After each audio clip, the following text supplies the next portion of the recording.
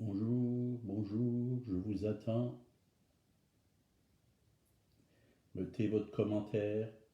Dites que vous êtes là en mettant un commentaire. Dites d'où vous venez, de quelle ville vous venez. Ce matin, j'ai un message pour vous.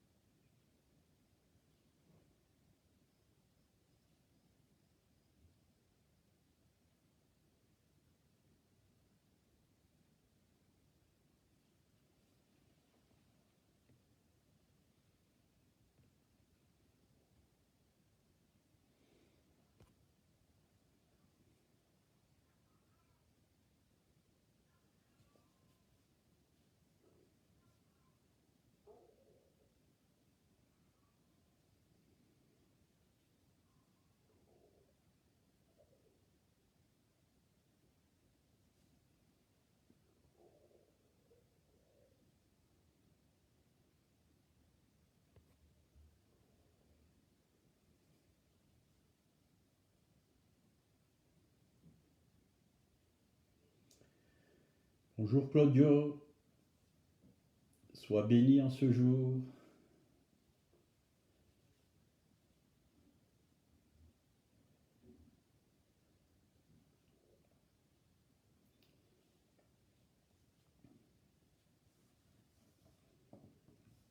Bonjour Valentin. Tu vas bien Valentin? Sois le bienvenu.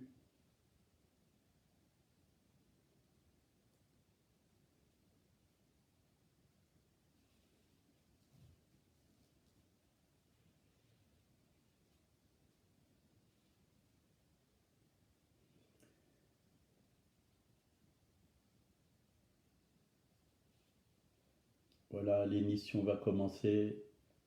Il est 8 heures. Donc, bienvenue dans cette émission, la 4e partie des trésors du ciel. Voilà, on s'est arrêté hier. Christ en vous, l'espérance de la gloire. On va aller plus loin aujourd'hui et on prend Galates 2, 20. J'ai été crucifié avec Christ et si je vis, ce n'est plus moi qui vis, c'est Christ qui vit en moi. Et si je vis maintenant dans la chair, je vis dans la foi au Fils de Dieu qui m'a aimé et qui s'est livré lui-même pour moi. Alléluia. Je vis dans la foi au Fils de Dieu. Alléluia. Merveilleux. Merveilleux. Il faut une révélation pour savoir que Christ vraiment vit en nous et que je vis dans sa foi, la foi au Fils de Dieu. Et comment on peut l'expérimenter? Ce n'est plus moi qui vis. Et comment le moi peut être éliminé? La réponse à cette question se trouve dans la première partie de Galates 2:20. J'ai été crucifié avec Christ. Donc si je ne suis pas crucifié avec Christ, le moi ne peut pas être éliminé. Donc le moi a été crucifié, c'est-à-dire notre vie adamique, tout ce qu'on a hérité d'Adam, du vieil homme, de la vaine manière de vivre de nos pères, a été mis sur la croix. Christ a tout porté, nos péchés, avec toutes ses conséquences sur la croix de Golgotha, nos péchés, nos maladies. Et c'est dans ces meurtrissures que nous sommes guéris. Mais il nous a aussi donné sa vie, un nouveau moi. Ce n'est plus moi qui vis, c'est Christ qui vit en moi. Nous avons un nouveau moi. Nous sommes unis à l'Esprit du Seigneur. Nous sommes un avec lui. Amen. Quand Christ était sur la croix, donc Dieu a mis nos péchés sur Christ et les a crucifiés. Ça, c'est la part de Dieu. Christ est mort pour nous, a pris nos péchés. Ça s'est produit il y a à peu près 2000 ans. De la même manière, nous croyons, quand Christ a été crucifié, Dieu nous a mis en Christ.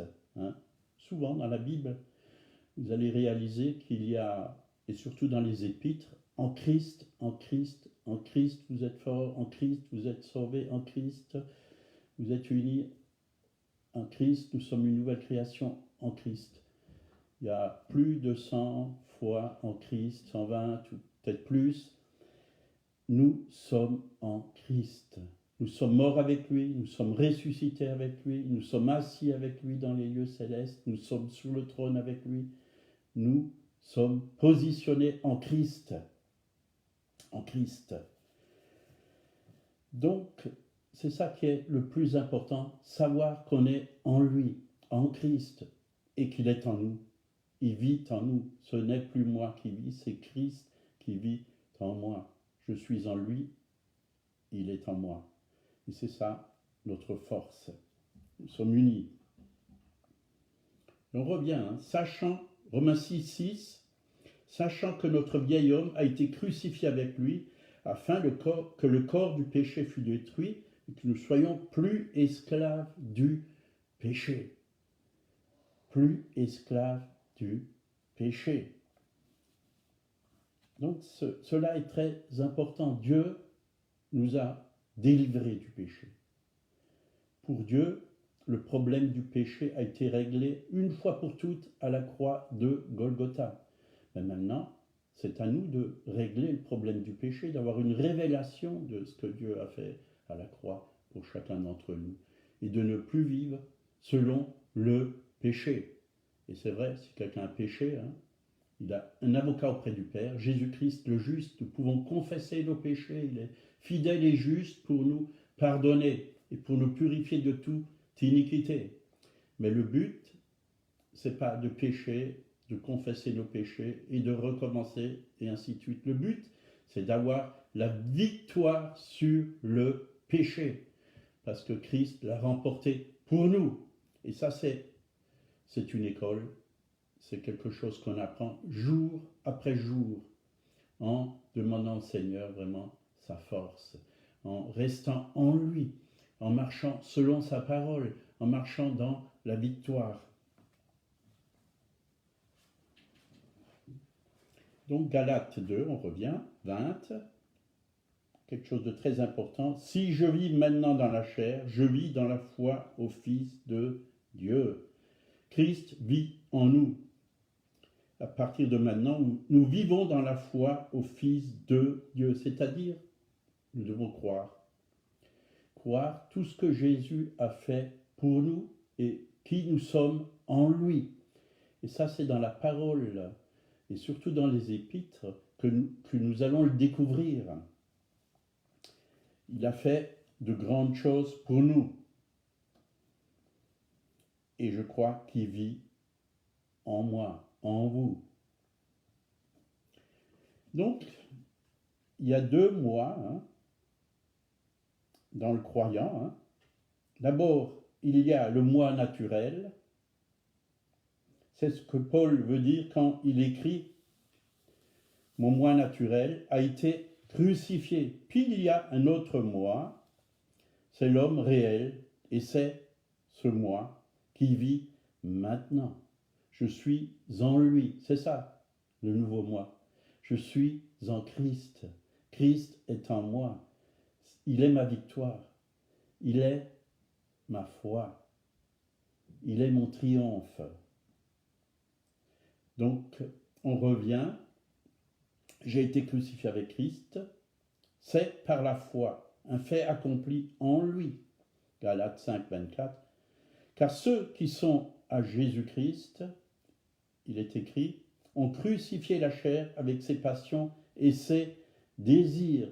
C'est-à-dire que nous devons toujours revenir à la croix et réaliser ce que Dieu a fait pour nous. Que nos péchés ont été mis sur Jésus, que notre chair a été mise sur Jésus et que nous ne vivons plus selon la chair, mais nous vivons selon l'Esprit. Et moi, j'aime beaucoup ce que Jean-Baptiste a dit dans Jean 3,30. C'est un principe pour chacun d'entre nous. Il faut qu'il croisse et que je diminue. Donc, au fur et à mesure où Jésus grandit en nous, nous allons diminuer notre vie charnelle. Il faut lui laisser toute la place.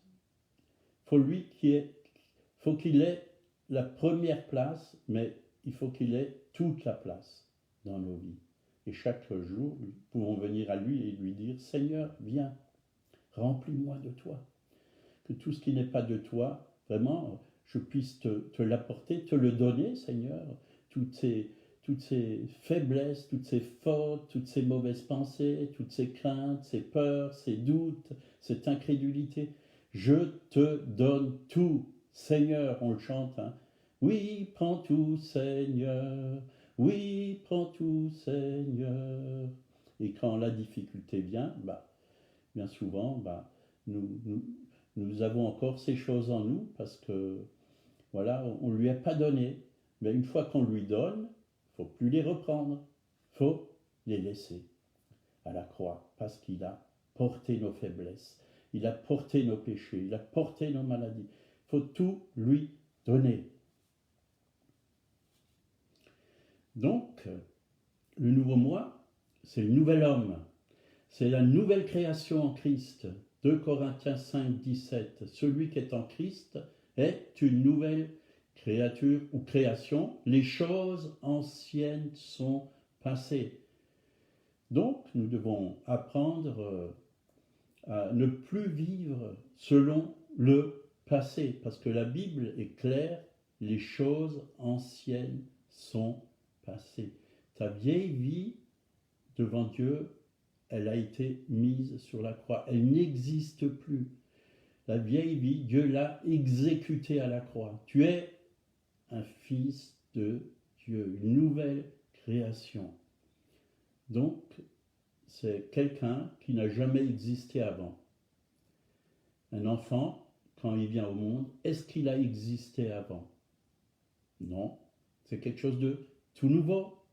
Tout nouveau. En Christ, nous sommes une nouvelle création. Et cette création que Dieu a faite, cette nouvelle création que Dieu a faite, elle est belle, elle est pure, elle est sainte, elle est glorieuse, elle est victorieuse. Elle est directement de Christ, elle vient de lui. Et nous sommes en lui, nous sommes avec lui. Et nous devons apprendre à marcher dans cette nouvelle création. Bien sûr, un bébé, quand il vient au monde, il faut qu'il apprenne à grandir, il faut qu'il grandisse, il faut qu'il se nourrisse, il faut qu'il apprenne à marcher, et bien souvent il tombe, nous aussi, parfois on tombe, mais Pierre, quand Jésus lui a dit viens, quand Jésus a marché sur l'eau, qu'est-ce qui s'est passé? Pierre est venu et il a marché sur l'eau, ça a marché, et quand il a vu le vent, la tempête, il a eu peur, voyez, et il s'est enfoncé. Mais Jésus lui a dit, il lui a tendu la main et il l'a remis debout. Et quand on tombe, Dieu nous tend la main. La vie chrétienne, la vie en Christ, c'est une école. Et nous devons apprendre les choses de l'Esprit. Nous devons apprendre à vivre selon le Saint-Esprit, selon l'Esprit. Alléluia! Donc, nous sommes une nouvelle création. Philippiens 1, verset 21. Christ est ma vie, c'est l'apôtre Paul qui l'a dit, et la mort m'est un gain. C'est-à-dire, que la sienne et celle de Christ ne sont pas deux vies, mais une seule vie en lui. Et c'est cela que nous devons apprendre. Être un avec lui. Nous n'avons pas deux vies, hein. Nous n'avons pas la nôtre et celle de Christ. Hein. Nous n'allons pas aux réunions à l'église, hein, l'église locale, le mercredi ou le mardi et le dimanche, et après on vit notre vie. Non, 24 heures sur 24, nous lui appartenons. Nous devons rester en lui, connectés avec lui, à sa parole, à son esprit, l'écouter et marcher dans ses voies. Donc Paul a dit, je ne vis plus, c'est lui qui vit, ce n'est plus moi qui vis, c'est Christ qui vit en moi. Ça c'est le secret et le chemin de la victoire quand nous vivons en lui. Voilà, que Dieu vous bénisse, passez une bonne journée, n'hésitez pas de mettre des commentaires et même de partager, ça peut que faire du bien à ceux qui sont sur le web. Oui. Encouragez les autres et je vais prier encore. Seigneur, merci pour ta grâce, qu'elle se manifeste encore dans nos vies et apprends-nous à marcher en toi, Seigneur. Marcher vraiment dans le chemin que tu as préparé pour nous. Oui, marcher par l'esprit, oui, pour ne pas accomplir les désirs de la chair, car la chair a des désirs contraires à ceux de l'esprit. Merci de fortifier mes frères et sœurs, oui, dans la foi. Et si quelqu'un ne connaît pas Jésus, il veut venir vivre dans son cœur. Vous pouvez l'accepter comme votre sauveur et votre Seigneur, oui, l'inviter, simplement lui dire, Jésus, je ne te connais pas particulièrement, j'ai entendu parler de toi, mais si tu existes vraiment, viens dans mon cœur, viens dans ma vie, révèle-toi à moi. Oui, je te demande pardon, oui, parce que ma vie était une vie de défaite, de péché, et j'ai vécu loin de toi. Mais je désire te connaître et je te demande pardon, oui. Lave-moi de tout péché, oui. Deviens mon sauveur, mon Seigneur, et je veux marcher avec toi. Et vous verrez que votre vie va être transformée comme la mienne a été transformée il y a plus de 40 ans. J'étais hippie, j'étais un drogué, Dieu m'a libéré. Oui, si vous êtes malade, n'hésitez pas. Hein. Dieu a un plan de guérison pour chaque être humain. La maladie ne vient pas de Dieu. Ce n'est pas Dieu qui a créé la maladie. La maladie, c'est après le péché qu'elle est venue. Après le péché d'Adam et Ève, elle est venue sur terre. Mais Dieu veut nous délivrer. En Christ, Dieu veut nous délivrer de toutes nos maladies. C'est lui qui te guérit de toutes tes maladies. De toutes tes maladies. Psaume 103.